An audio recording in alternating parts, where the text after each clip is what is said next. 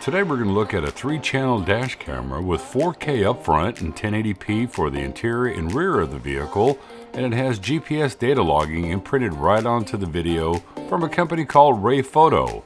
It has a very unique design, but will it live up to its specs? Let's find out.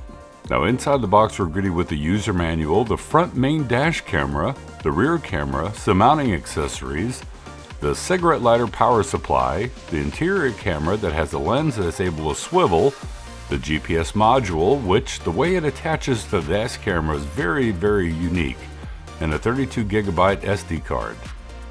Now remember when I said that the GPS module attaches to the dash camera in a very unique way? Well, it's because it's magnetic. It makes taking down the dash camera very easy if you want to tuck it away and not draw attention to it while it's parked, or for easy mounting of the static film to the windshield before mounting the dash camera. The main camera has an 8-megapixel Sony 415 image sensor that claims 4K for the front camera. We'll touch on that 4K later on in the video.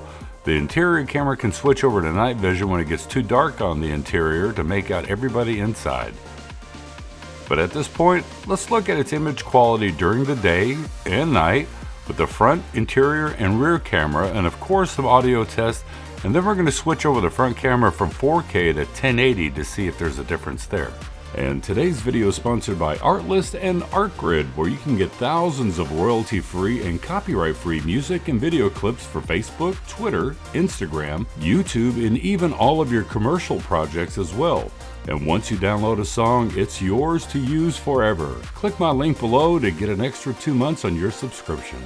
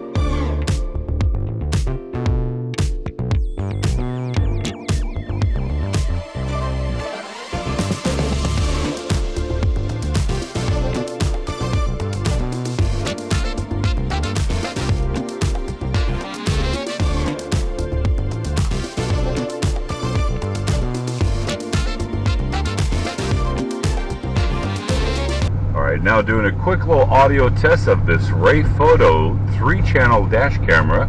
1, 2, 3, 4, 5, 1, 2, 3, 4, 5. I'm approximately 3 feet behind the camera, and just to see how the audio picks up with this. And I've also switched it from 4K down to 1080 for all 3 cameras. The forward-facing camera was set on 4K before, with the interior and rear camera being set at 1080, and what I noticed was a little bit of choppiness in the main screen for the front camera at 4K, so I figured, well, I'll just drop it down to 1080 and see if it smooths out the image, and can we really tell a difference between the 1080 and the 4K.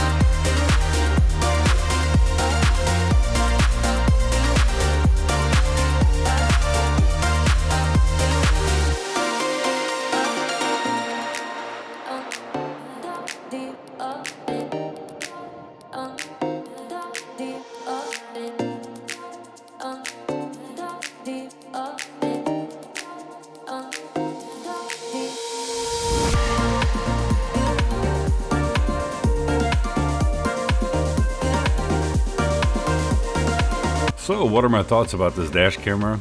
Well, its build quality is great, and the way it mounts a GPS module to the dash camera is really genius. And that's kind of where the good things end with this dash camera.